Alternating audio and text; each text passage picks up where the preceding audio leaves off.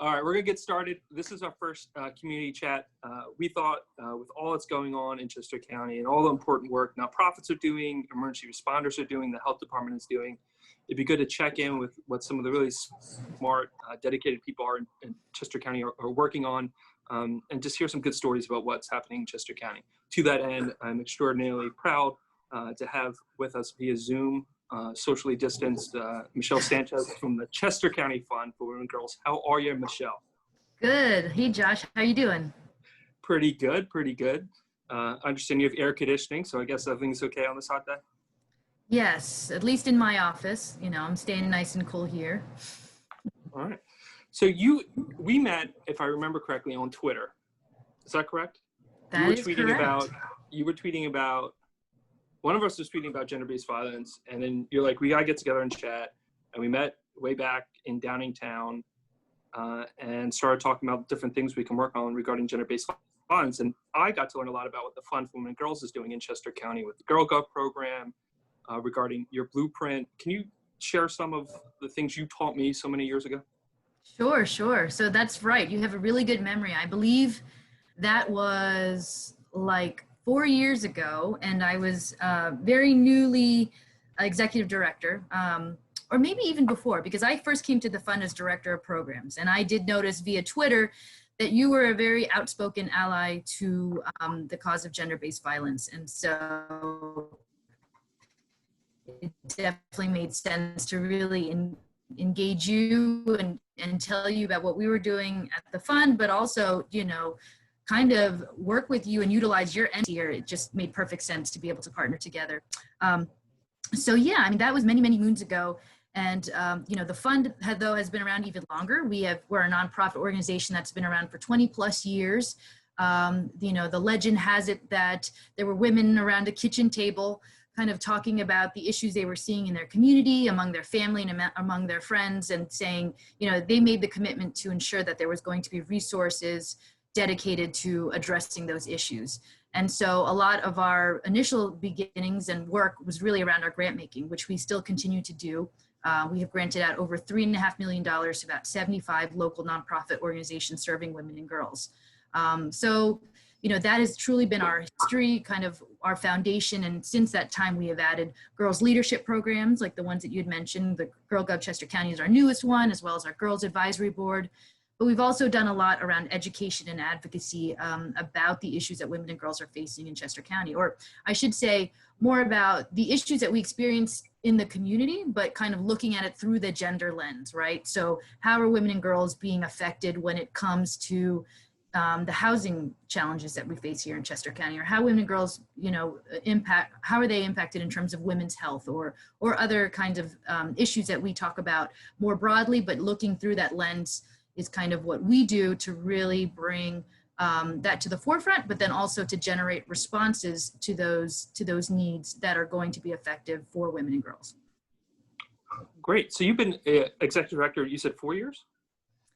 Yes, 2016, yep. Mm-hmm. 2016. So how have you seen things change, get better, get worse for women and girls in Chester County? That's a good question. I think, you know, you mentioned our blueprint report, and our blueprint report is a study that we do about every 5 years or so that pulls together about 80 different data sources, looks at, you know, how women and girls are faring at the county level, the state and national level. 2016 was the last blueprint that we had done, and the whole title was called Leveraging Progress, because to your question, you know, there are things that we are doing well in Chester County and things that are, you know, look good a lot overall, but then there are areas that there are still a lot of disparities.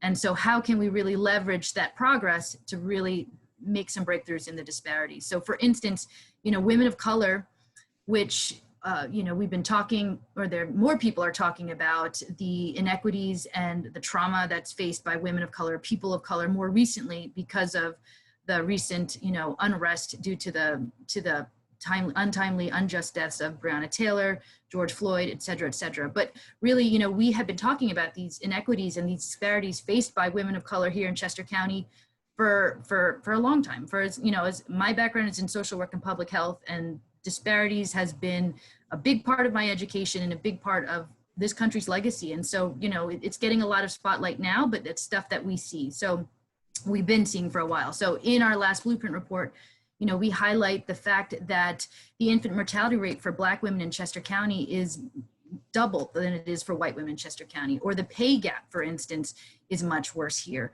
In Chester County, we make about 73 cents to a dollar that men do, overall. But if you look at it for African-American women, it's 64 cents to the dollar. And for Latina women in Chester County, it's 53 cents. So clearly there's work to be done. And with COVID, we have seen even more of those disparities exposed. And a lot of those issues, we were just chatting before we really got started about, just the challenges of a working mom. And that's something that we have faced. But again, I think COVID and more recent times have really exposed that or exacerbated those issues. So answer your question, I mean, there are things that are going that we do well and that we've come a long way in, but there's certainly ways to go. And when we talk about women in elected positions or women as legislators or in office, that has certainly increased, which is great. But again, there's more to be done for sure. When we were chatting before, we were talking about the situation we're in right now. We're going to have 10% unemployment at least, and now the possibility, at least today, and today we're doing this on July 20th on a Monday, that school might end up being canceled or severely scaled back.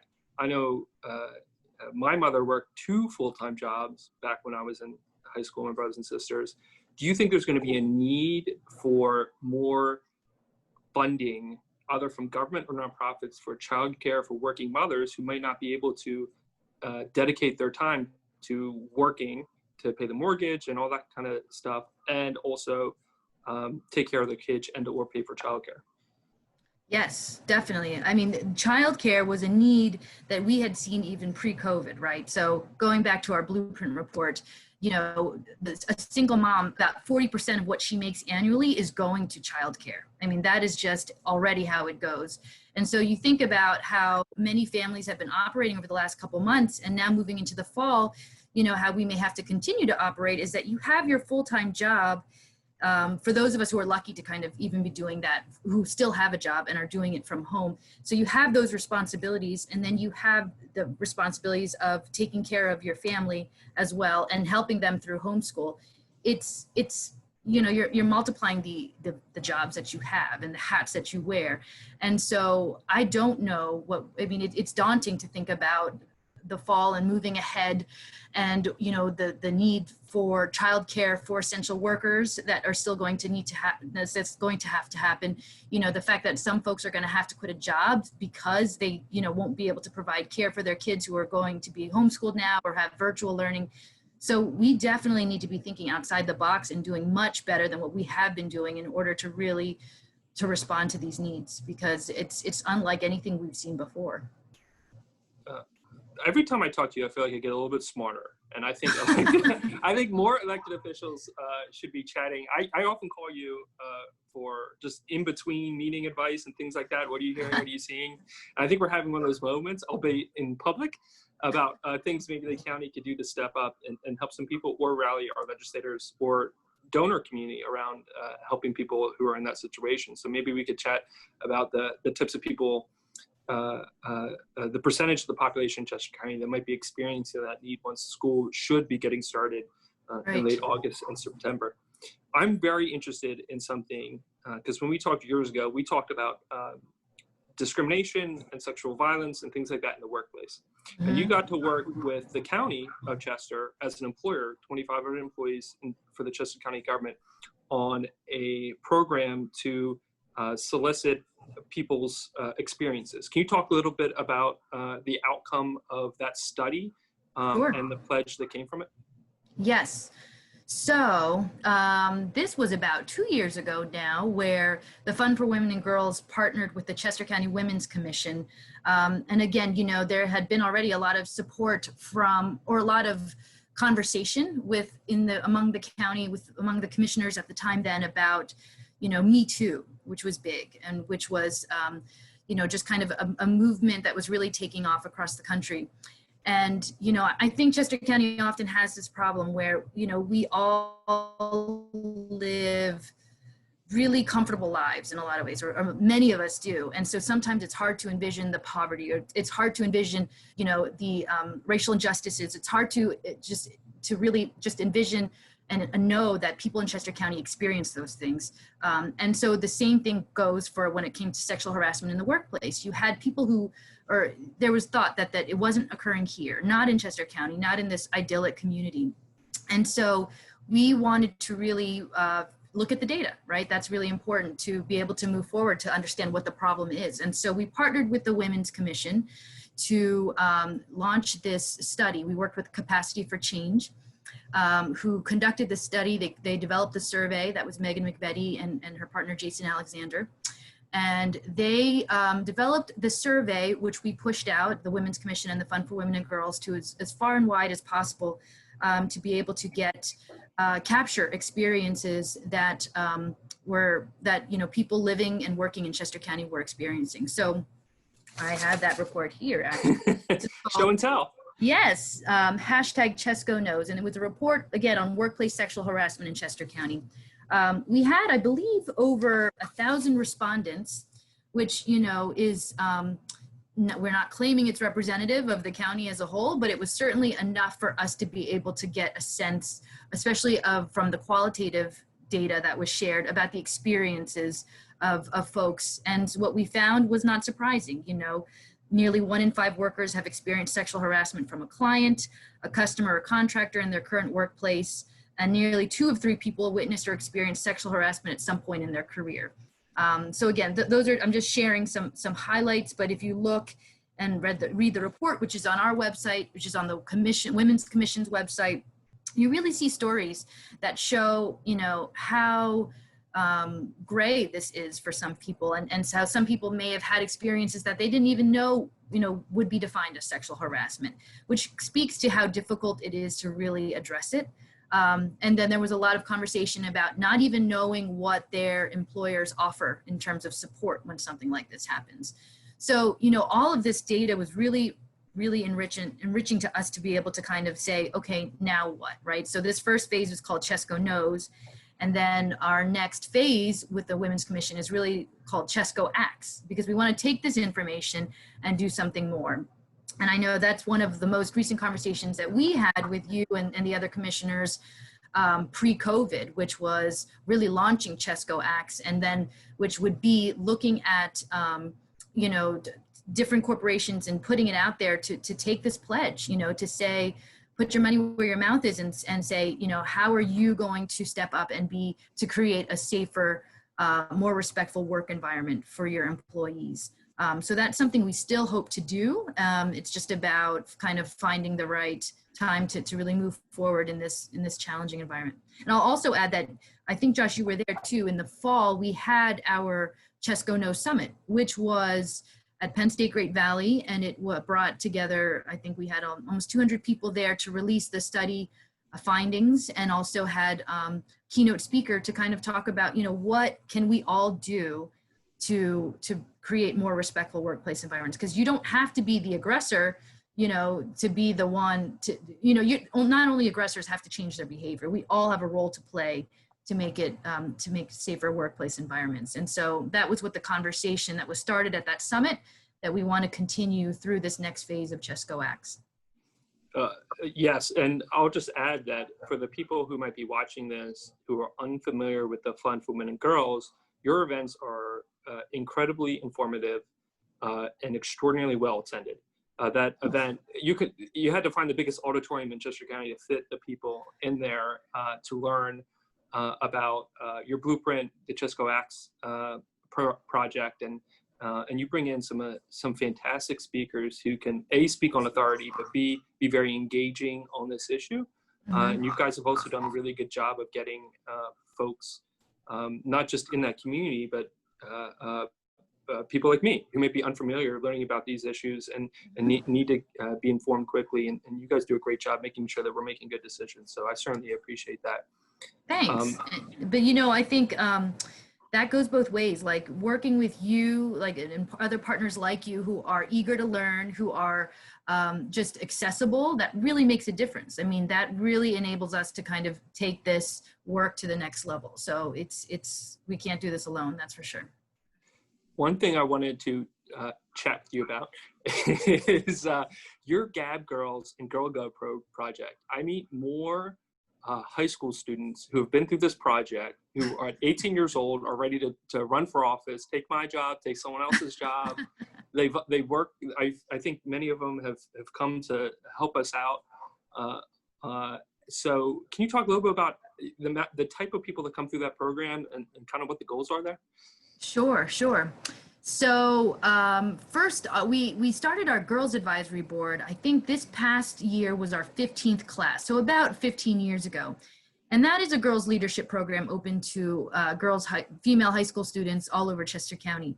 And so, apparently with 15 years under our belt, we definitely have a long-standing history there. And so it's been really cool to see girls who were in our program 15 years ago, who are now leaders in their community. We had featured a couple who were like on the front line as physicians and nurses with COVID-19, who, are just amazing leaders. I mean, that's the point. That's the objective, is to grow these young girls to be awesome, outstanding community members.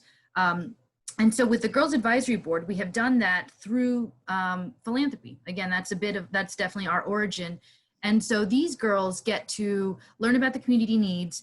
They get to learn from each other, because when you're pulling from girls all over the county, the experiences can be very different. And then they choose what they want to fund. So often in the most recent years, we have seen their interest in funding mental health, into funding gender-based violence. Human trafficking is on their radar. So it's always very telling to see what these girls are tackling. And so we invite organizations that are addressing those areas to apply for funding. The girls go on site visits, they review proposals, they do the whole vetting process, and then they make the decisions on their grants. And so last year they granted out about $20,000. So for them, it's a really empowering experience to be in the driver's seat of those decisions. And so we really just see that being very transformative for them, learning from each other, learning from the nonprofits, and kind of growing in that area. Then in most recent years, we have seen such a growing interest in politics and in policy and civic engagement and advocacy. And so we knew we had to do more related to that. And so that's when we started GirlGov Chester County, which is a program that was started in Pittsburgh by the Women and Girls Foundation. And we are the Chester County chapter of that. And so that program is focused on educating girls on advocacy, civic engagement, policy, and a big part of that is having them launch their own projects. And so the girls who are in the program they get to kind of self-select into different topic areas, whether it be environment, education, racial justice, mental health, and then they take on projects through, a project through the whole course of the year that they are dedicated to, and they work with community partners and meet a lot of elected officials along the way. So this was our first year actually. And so it's been really amazing just to kind of see their growth. Unfortunately, they were supposed to go to Harrisburg in June, but with COVID that had to be sidelined, but they were still able to meet with legislators. The Pittsburgh girls and our Chester County girls met with legislators via Zoom a few times, and we're able to make the best of it. So these girls are ready to take on the world like now. So, they are, and they'll tell you. Yes, and we kind of always aimed to really train them so that eventually they are community leaders. They are the CEOs. They are presidents and commissioners. But they don't want to wait. Like, they're taking what they're learning and they're doing it now. And so, so inspired just by the urgency that they approach, these issues and their interest in doing it now. I mean, I'm the mom of 5 girls, and I just, I'm so glad. I don't think they'll participate in any of these programs just because it's, mom's work stuff, but, I infuse it into their lives because it's so important just to see these young women become, leaders now. I can't tell you how often I'm stressed or just strung out. And I'm like, Michelle has 5 daughters, and I just shut up and just get through it. And you always seem like you got everything under control. So, Well, had we done this from like my home office, it would have been a different story. You would have had kids hanging from the like chandeliers and stuff. So, you know, you just caught me in when I'm in my office today. Well, I don't want to hold you up. I know we have important work to get on regarding getting people childcare, maybe this September. Yes. So my guess is we'll be talking here pretty soon. But Michelle, I couldn't be more appreciative of your advice, your time today, and the work that the Fund for Women and Girls is doing here in Chester County. It certainly is making a big difference, and it certainly is.